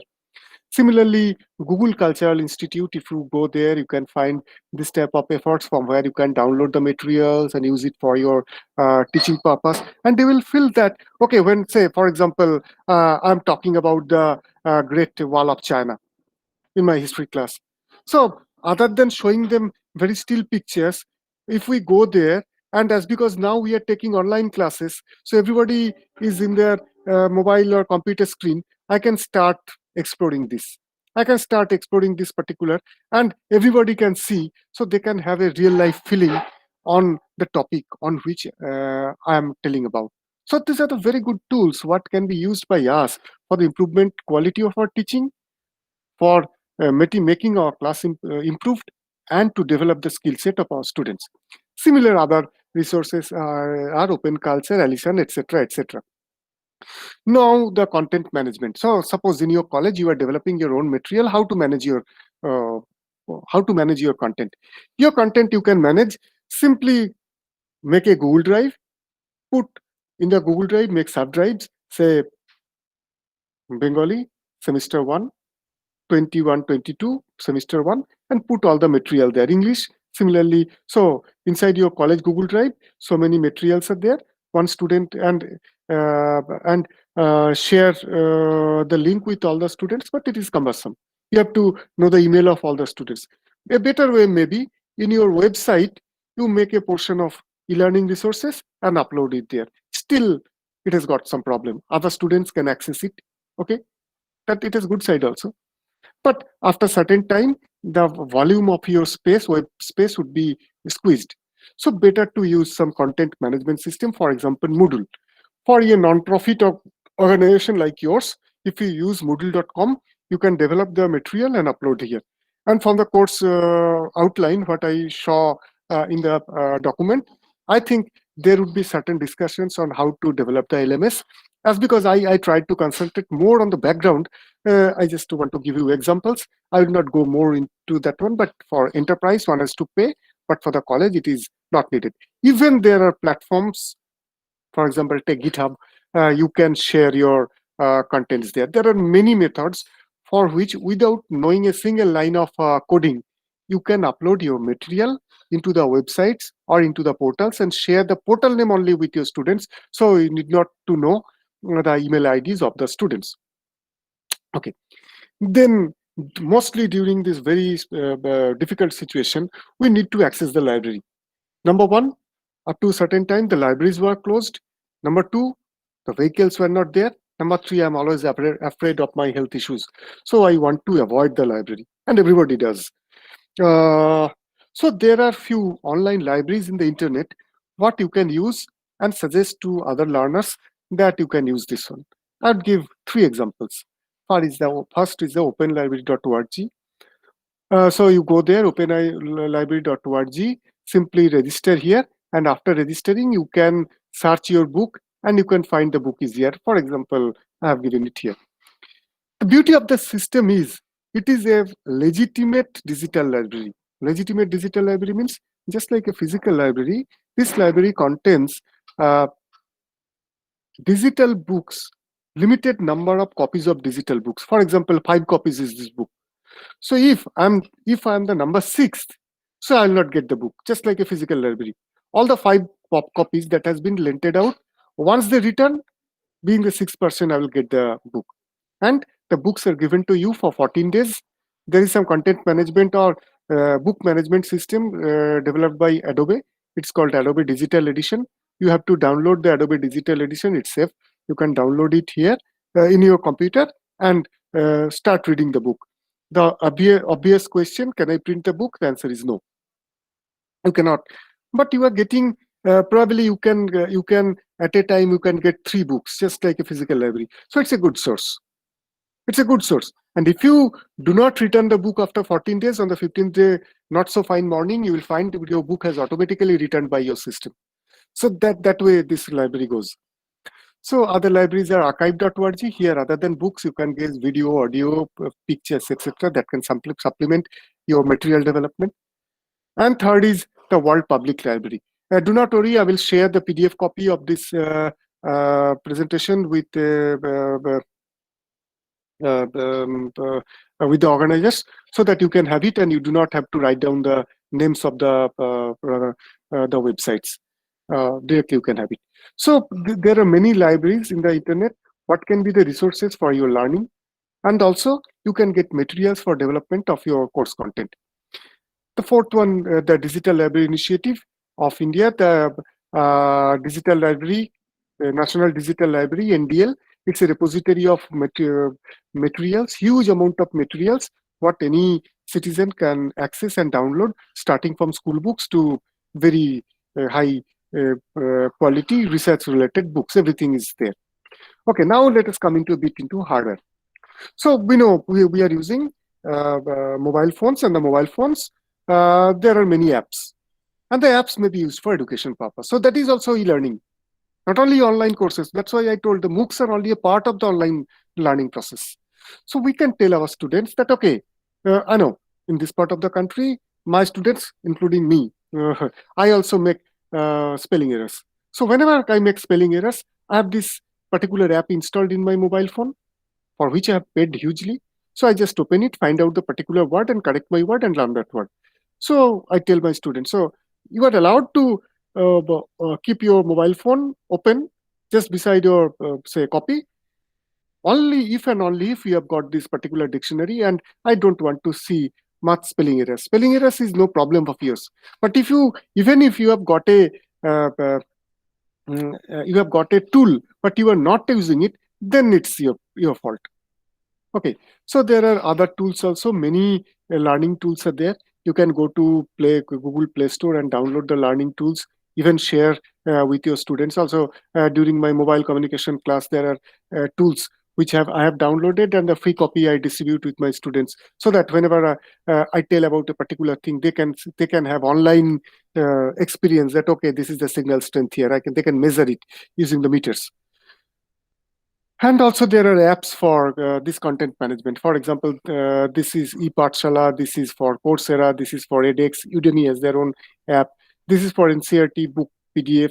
This is for National Digital Library. And it's a blended learning process that whenever I am in my college or home, I use my computers. Suppose once the pandemic is over, I'm moving in a car or moving in a bus, I want to just continue the course. So whenever I will open it from my mobile phone using this particular app, I will see I'm standing at that point where I have left it in the morning in my home. So after taking the course, on the evening, whenever I will open it in the computer, I will find what I have closed during my journey. I'm starting from here. So they're synchronized. So I don't have to search that where I have stopped from that point. Once again, come back there. It will eat up every day, say 5 minutes, and for 20 days, 5 minutes into 20 days, you can understand how much time we have wasted. So, but as because they are synced, it always helps in the learning process. Now the security issues. That's because we are more using computers more and more. So there are a few issues: the download cookies, email, etc. So as an user, we have to follow the 90-10 rule. So what the 90-10 rules tells? The 10% of the security safeguards are technical. Only using softwares and hardwares, we can save uh, only 10% of the security issues. The 90% is dependent on the user. Just like I purchased a padlock, a very good quality 1000 rupees padlock, but when I am going out from my home, I just forget to turn the key. So you know what will happen. So I've got the hardware, but I am not using how it should be used. So that is called 90-10 rule. One has to be very, very careful. So our responsibility is to learn good computing security practices and report anything unusual. If anything happens with you, if your security is breached, if you are duped by unscrupulous people, as fast as possible report to authorities, law enforcement authorities, so they can book them, they can catch them. I know, although thieves are more smarter than law enforcement people always, but still, at least a comprehensive effort can be started. Internet, once again, a hazardous place. Another option is use of free and open source software, so that virus attacks can be taken care of up to a large extent. Use trusted security software and to set it to update it automatically, and good computer security practice. Don't email personal or financial information, and don't download anything from the email, the source of which you do not know. It is very important. The source of which you do not know, not your student, not your teacher, not your colleague, not your friends or family whom you know, they are sending you something. Be very, very skeptic. Be very, very skeptic. Do not download. It may be there. It is being downloaded. One software is attached to it, the names, which will reside into your computers, and it would keep on sending to his masters the browsing pattern. I have seen it. It's simply very simple thing. You just browse through just search for hotels. A dummy search you do. Hotel search at, say, Hyderabad. Do it for 5-6 minutes. Now open a newspaper site, and on the right hand side or left hand side, you will see hotels in Hyderabad. They will keep on showing you. How could they understand that you have done this? Because already they have developed some sort of cookies or softwares. They're already injected into your computer. But okay, still now they're not that harmful. Only they are promoting their things.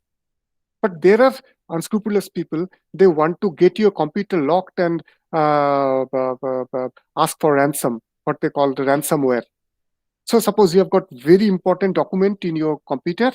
Some unscrupulous people using ransomware is locking your computer and sending you threat that, okay, until and unless you give this amount of money, you cannot use your computer. So we will only let you use your computers only when you give us this amount of money. So this is another rather flourishing, I quote, business, unquote. Okay. Okay. And only provide personal or financial information if you are sure that it contains this term HTTP, the S term, that means secured, HTTPS. Until and unless it is HTTPS, be very, very cautious. Try to avoid this one. Use strong passwords and keep on changing them regularly. So these are the security tips. Do not respond to unknown emails. Protect identity online. Keep on changing your passwords. Precaution while using internet banking. Follow your bank's advice and report to authorities. Now my last part, the hardware.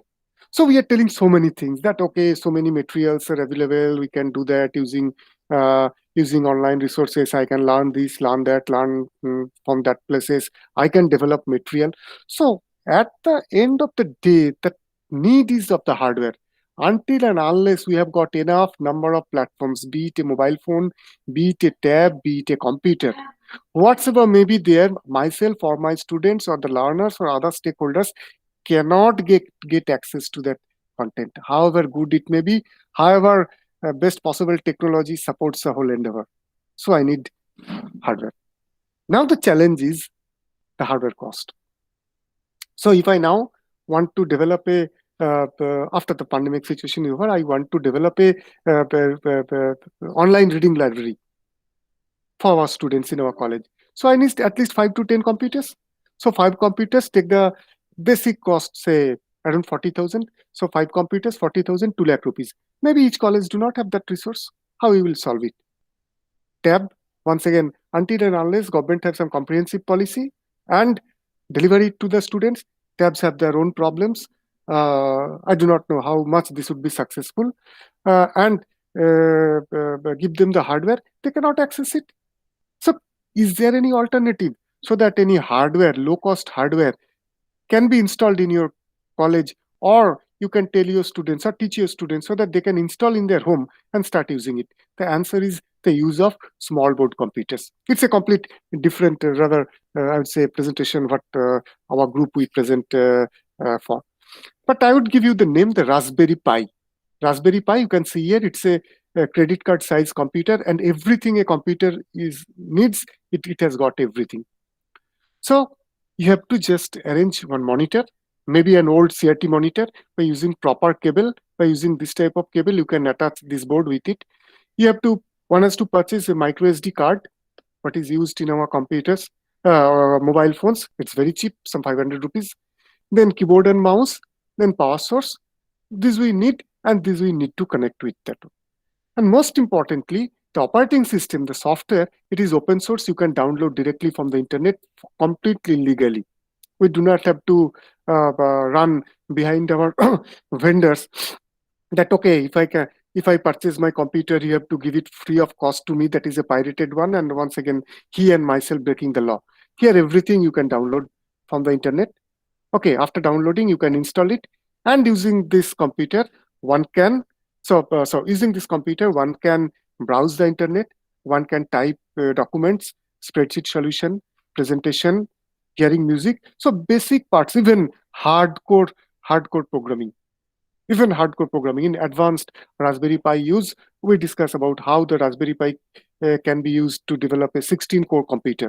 And in many places, if you go to this particular website, if you go through the case studies, you will find how researchers, actually it has been developed for the education purpose, but now it is equally being used by the researchers for their own research, for developing a low cost, so to say, not super, but a very powerful computer, how these are being developed. And most importantly, those people who are in hardware business, that means doing hardware research, for them control of hardware using these pins, what is not earlier possible using normal type of computers. We do not have access to this type of pins. Only we could access using the USB ports, etc., etc. So it's a very flexible tool. And the cost, just a moment. And the cost comes out to be like this. Without monitor, the cost comes out to be around 5,000 to, without monitor, 5,500, like that. So here you can see this is a Raspberry Pi based computer. So here this is the processor. The person has attached keyboard and mouse with it, and an old or a new monitor, and it is a full computer. But the last month only, in November 2020, the scenario has changed. A new addition, what is called the Raspberry Pi 400, which is based on Raspberry Pi 4. Raspberry Pi 4, the cost would be a bit higher, 6,000 rupees for the whole kit. So they're charging a bit higher. You can see the price in India is around 7,500 rupees. So this is the whole computer. On the bottom, you can see. So if you can look a bit closer, you can see this is your LAN port. These are the USB ports. This is your SD card reader. So this is your HDMI port for attaching it to your monitor. And these are the IO pins. So, and it has got inbuilt keyboard. So this is the picture. So this is the inbuilt keyboard. Within it, the processor is there. And This is, you have somebody has attached the mouse, the power using the USB 5 volt, for using which we charge our mobiles, that type of connector, and this goes to the monitor. So this is a full computer which can be used for browsing. So you can very well understand that now it is possible in your home, in the student's home, or in your college, you can start a laboratory using this one. Only thing is, you need to know a bit about the hardware, the software, and in every college, I think at least a few persons are there who are interested and know very well. What happens if sometimes this particular board, this particular module crashes? That means the software goes out of order. You have to redo the same thing what you have done at the beginning, nothing else. So that's why one has to understand. And if you go to this particular the video on this particular small computer is there. The link is given in my presentation.